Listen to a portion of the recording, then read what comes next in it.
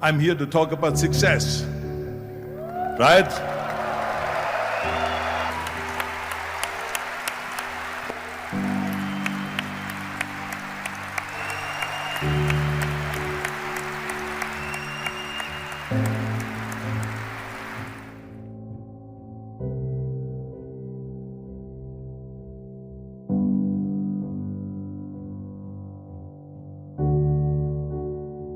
Now let me get right away to the first rule of success. The first rule of success is to have a vision. You see, if you don't have a vision of where you go, and if you don't have a goal where you go, you drift around and you never end up anywhere. It's like you can have the best ship in the world, you can have the best airplane in the world. If the pilot or the captain doesn't know where to go, it would just drift around. It would not end up anywhere, or most likely in the wrong place. So I was very fortunate that I stumbled onto my vision. I mean, as you know, I was born in 1947 in Austria after the Second World War. And I didn't really like Austria when I grew up. I couldn't wait to get out of there. I couldn't see myself becoming a farmer or a worker in a factory or anything like that. Even though my parents wanted me to stay there and have a normal life. My father wanted me to become a police officer like he was. My mother wanted me just to stay there and marry a girl and have a bunch of kids. But that was their vision, not mine. My vision was totally different. I felt that I was born for something special, for something unique, for something big. So I was searching. Then one day I went to school. I remember I was 11 years old, and they showed a documentary about America. And all of this stuff, and I said to myself, that's where I want to be. I don't want to be around here with these little farmhouses and these little buildings, and everything is old. I want to be in America. But now the question was just, how do you get to America? In those days, it was a very expensive trip. It's not like today. So again, I was very fortunate that one day after school, I walked by a store in Graz. And it was the only store that really sold kind of American stuff. So I went inside and I looked around and I looked at this stuff, and then I saw a magazine. I saw a bodybuilding magazine that had Reg Park on the cover. Reg Park was then a 3-time Mr. Universe. And I saw him on the big screen as Hercules. And on the cover it said, how Reg Park, Mr. Universe, became the Hercules star. So I looked at the cover and I said to myself, I got to get this magazine. So I bought the magazine, I took it home and I read it over and over from the front page to the back.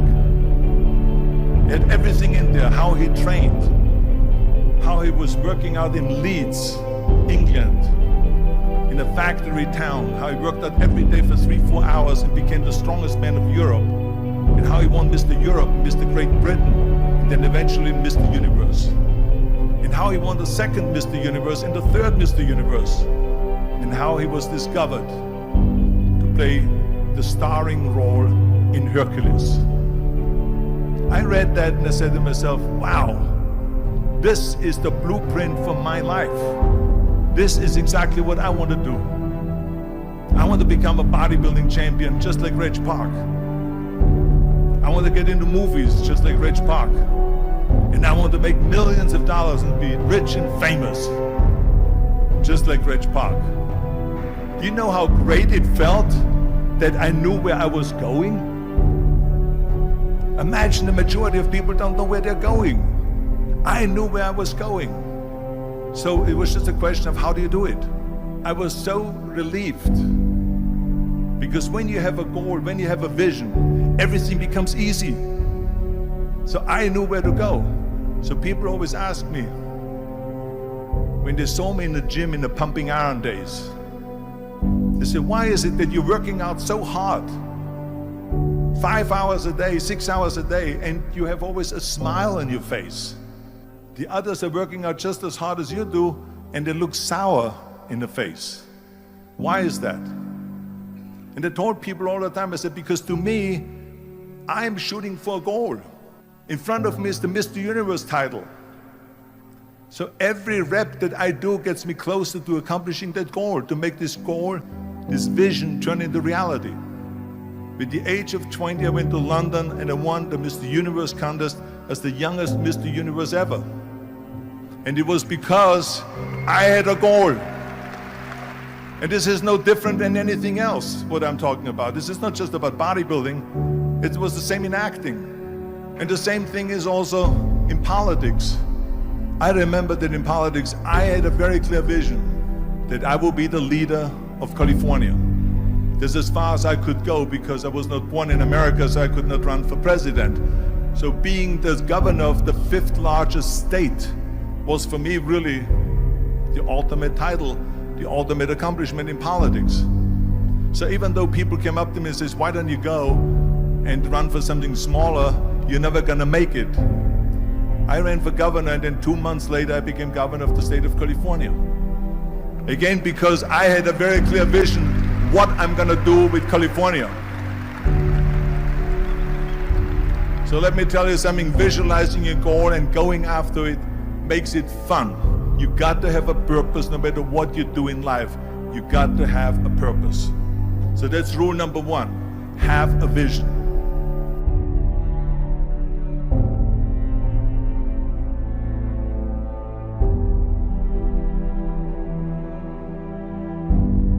Rule number 2 is, don't listen to the naysayers.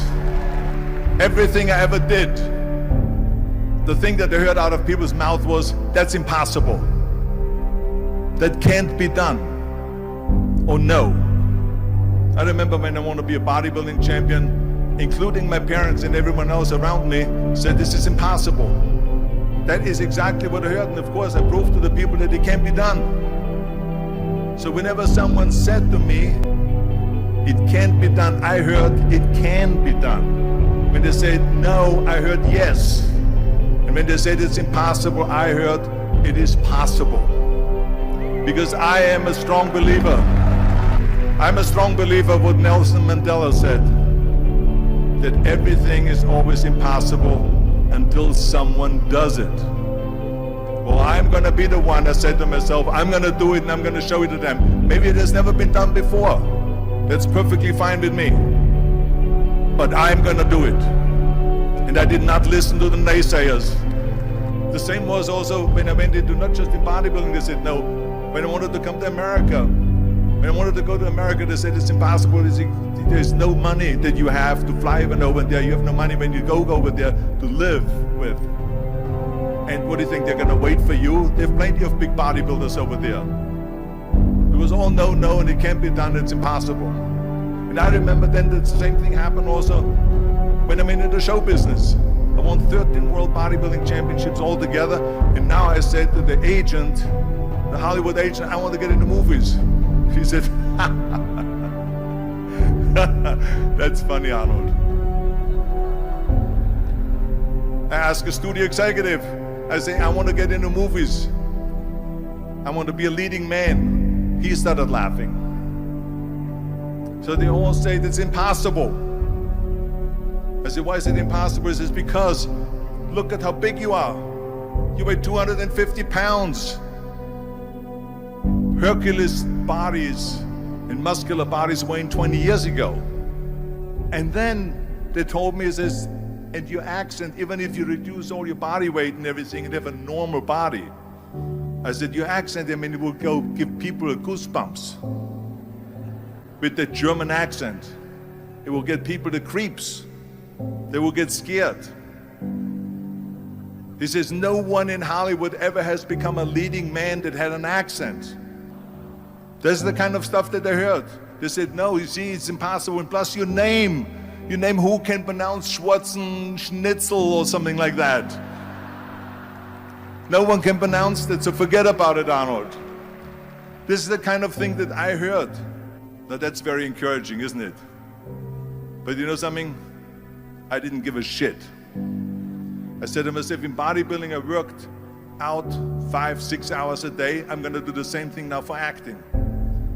And of course I went to college to study English, accent removal, acting classes, and all of this stuff, all day long. I worked and I worked and I worked. And within a short period of time, I made one movie called Hercules in New York, which of course went right into the toilet. But it didn't discourage me. I still had the same vision. And then all of a sudden, I was asked to star in Conan the Barbarian. And after I did Conan the Barbarian, the director at the press conference said to the press, he said to the press, if we wouldn't have had Arnold, we would have had to build one. And the same thing was with Terminator. After we were finished filming Terminator, Jim Cameron said to the press, if Arnold wouldn't have had that accent and talked like a machine, I think the movie wouldn't have worked. So think about that. The body and the accent that they attacked was an asset.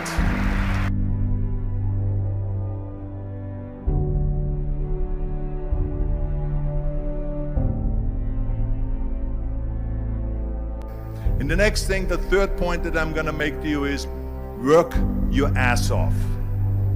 There is no magic pill. There is no magic out there.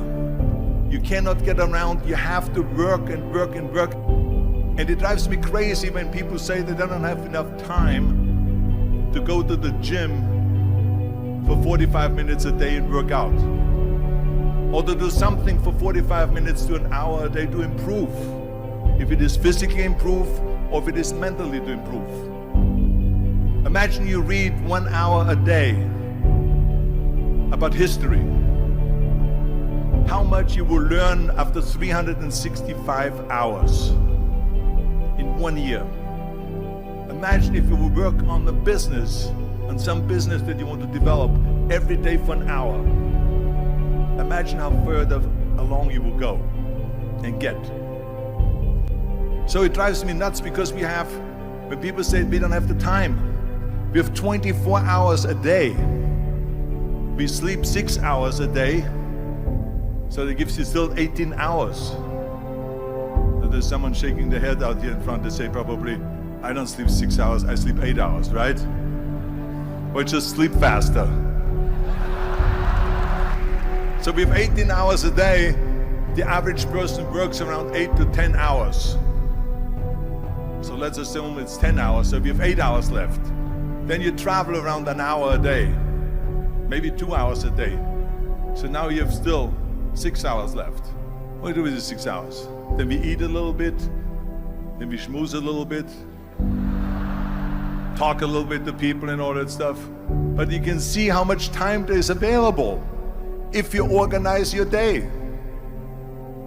So you got to work hard.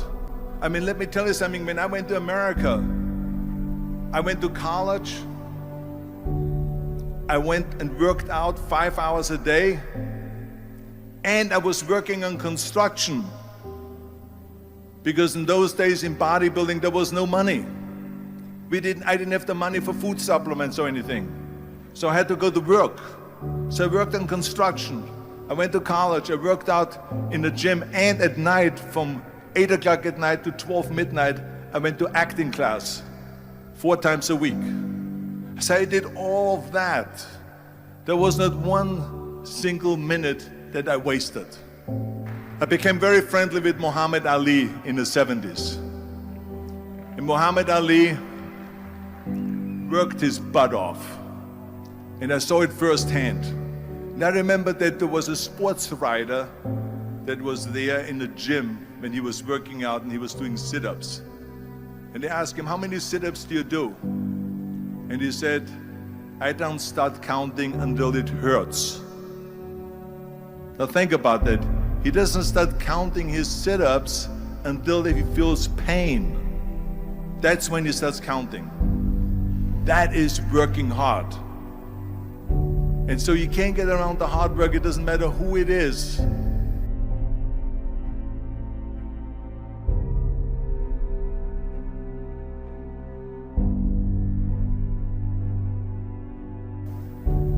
Well, I hate plan B. But when you start doubting yourself, that's very dangerous.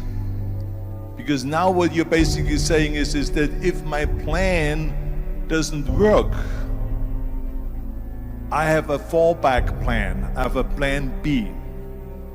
And that means that you start thinking about plan B, and every thought that you put into plan B you're taking away now that thought and that energy from plan A.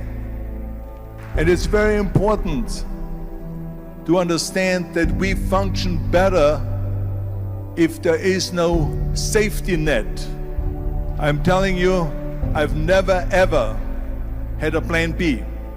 I made a full commitment that I'm gonna go and be a bodybuilding champion. I made a full commitment that I'm gonna be in America. I made a full commitment that I'm gonna get into show business and I'm going to be a leading man. No matter what it takes, I will do the work. I will do the work over and over and over until I get it. And the reason, one of the main reasons why people want to have a plan B is because they are worried about failing. What is if I fail, then I don't have anything else? Well, let me tell you something, don't be afraid of failing, because there's nothing wrong with failing. You have to fail in order to climb that ladder. There's no one that doesn't fail. Michael Jordan said in one of his interviews, when they said, "You're unbelievable, you're the greatest basketball player of all times." I mean, tell me about that. And he says, well, you're just mentioning the successes. But he says, for me to become the greatest basketball player, I missed 9,000 shots when I was playing basketball at the NBA games. Does it make him a failure? No. He's one of the greatest basketball players of all times, but he failed 9,000 times. Do you get it? We all fail. It's okay. What is not okay is that when you fail, you stay down. Whoever stays down is a loser.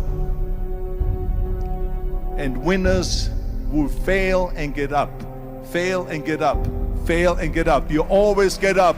That is a winner. That is a winner.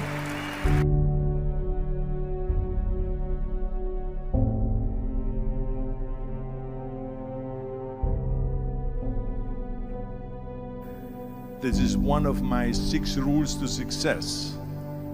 You can only feel complete as a person if you think about what can you do for your fellow member around you that maybe needs help. I was an immigrant going to America, and I saw how America was the most generous country in the world. I mean, they opened up their arms to me, they helped me, they invited me for Thanksgiving dinner. The people, they brought me, the bodybuilders in the gym brought me plates to my apartment because I had no plates, I had no silverware, I had no bedware, I had no pillows, I had no blanket, I had no TV, I had no radio, I had nothing. They brought it to my apartment. And I said to myself, as an immigrant that is being embraced with open arms, that I need to go and make sure that I give something back. And this is when I started feeling obligated, and I said to myself, so what can I do? I'm a bodybuilder, what can I do? Well, then I realized, when I saw Special Olympics, that I can help and train Special Olympians. And so we started getting involved in Special Olympics, and in no time, I proposed to them to start powerlifting in Special Olympics. And it became the #1 sports in Special Olympics, powerlifting. They always have a packed hall of 5,000 people. And I became the national trainer and the international trainer of Special Olympics. And I tell you, I felt so good. I felt better than winning a bodybuilding competition, going to one of their competitions and seeing 100 of those athletes from all over the world competing in powerlifting and being happy and being included and being felt that they're equal to all of us. It was the most unbelievable feeling, and this is why I got so excited about it that then after that, I started, going around to military bases in America and training our military personnel. Because in those days, bodybuilding and weight training wasn't popular. Now it is. Now when you go to Iraq, to Baghdad or something like that, you see the American soldiers train. They have the biggest facilities. It's like this dome here. This is how big the training facilities are now. So I went from military base to train the soldiers and the sailors, the airmen and all of them. The more I got into that, the more I realized how good it feels to give something back. And that's when my idea came about after-school programs, because after school, when I traveled to all the schools to train students, I saw there was a huge gathering of students after the school was over outside the school.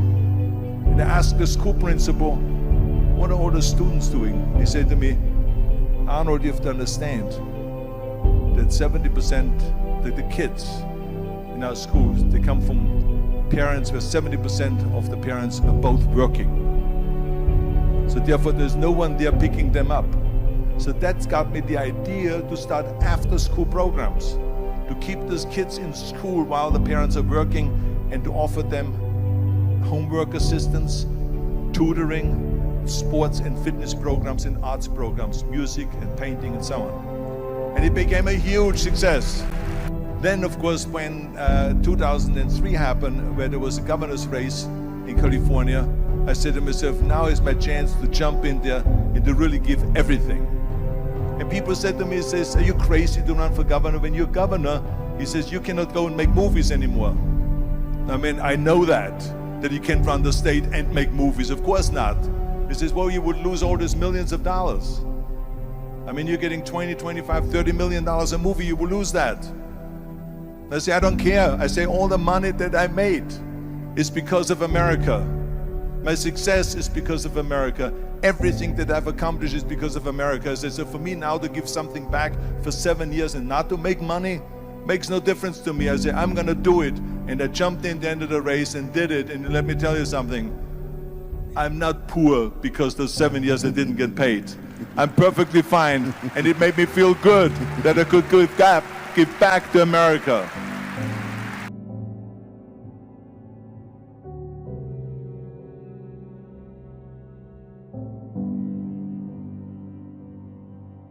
Well, I think that every day we are benefiting from someone helping us. That's why I said earlier, there's no such thing as a self-made man. I mean, when you think about it, you're born and you need your parents to raise you. You need your teachers to teach you. You need your coaches to do sports. And so when I think about back of the people that helped me, I remember that everything I did always needed help. Think about it when someone says, Arnold, you're the greatest self-made man. I said, you can call me anything you want, but don't ever call me self-made man. I said, because I did not get to that point by myself. I mean, think about just to be successful in the movies. The only one that makes you successful in the movie is the people that go to see the movie. So how can you say to you're a self-made man when you need millions and millions and millions of people all over the world to go and see your movies? So people, then the press looks at it and says, this guy is a big box office success. It's the people, it's you. Imagine if Jürgen and I both think that we're self-made people and this hall right now is empty. No one here. Do you think this will be a successful conference? No. Who makes it successful is not him and me. We are just one little molecule that is added to the equation. But you are the ones that make this conference a successful conference. So thank you all of you for being here today. You are the ones that is making it big.